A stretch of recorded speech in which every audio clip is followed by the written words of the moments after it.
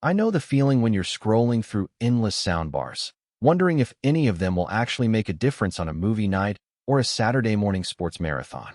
The hesitation is real. Most of us have been burned by a flashy ad that promises the theater experience, only to end up with tinny dialogue and a bass that feels like it's stuck behind a wall. I'm not here to hype a product. I'm here to walk you through the things that matter when you're deciding whether to upgrade your TV's built-in speakers. Link is in the description if you want to check the product details on Amazon. The Harman Kardon Enchant 1100 comes as a bundle: a central soundbar, a wireless subwoofer, and 2 detachable surround speakers that snap into place when you want a full-room effect. What sets it apart from the crowd is the combination of Dolby Atmos processing and an automatic room calibration mic that listens to your space and tweaks the output accordingly. It's marketed as a plug-and-play solution, and that promise is the first thing I tested. How much truly is plug-and-play in a living room that isn't a perfect cube? First, let's talk about dialogue clarity. I tried a typical dialogue-heavy drama, a series of courtroom scenes from a legal thriller, and the words came through clean enough that I didn't have to keep turning the volume up to catch a whisper. The built-in calibration seemed to lift the mid-range frequencies just enough to separate the actors' voices from the background score.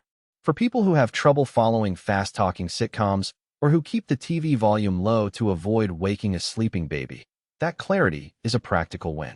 Bass is where many soundbars either impress or disappoint, and the Enchant 1100's wireless sub does a respectable job for its size.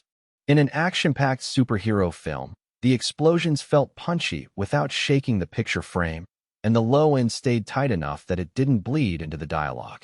I placed the sub on a carpeted floor in a two-room apartment, and the wireless link stayed stable, no audible dropouts, even after moving the sub a few feet to the opposite wall.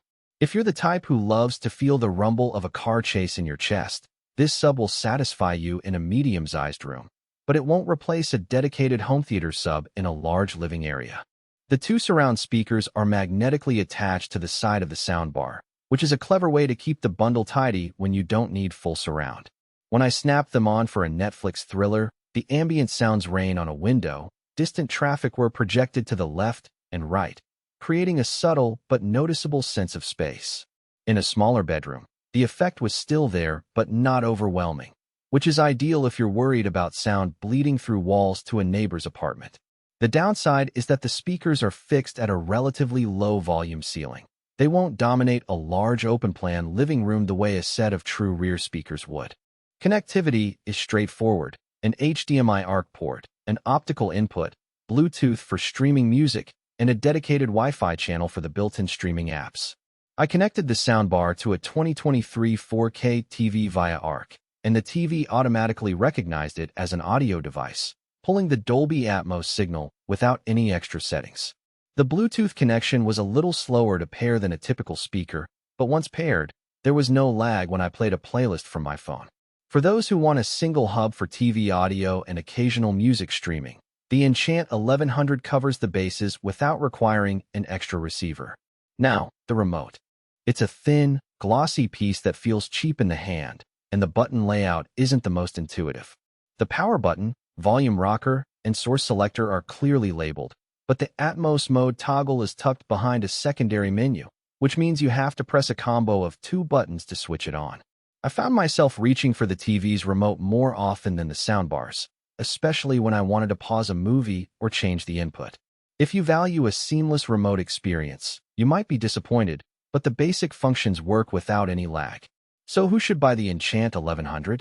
If you live in an apartment or a medium-sized living room, love the convenience of a wireless sub, and want a noticeable upgrade over stock TV speakers without diving into a full AV receiver setup, this bundle hits a sweet spot.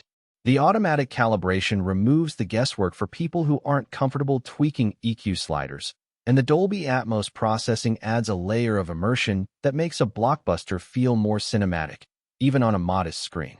Who should skip it?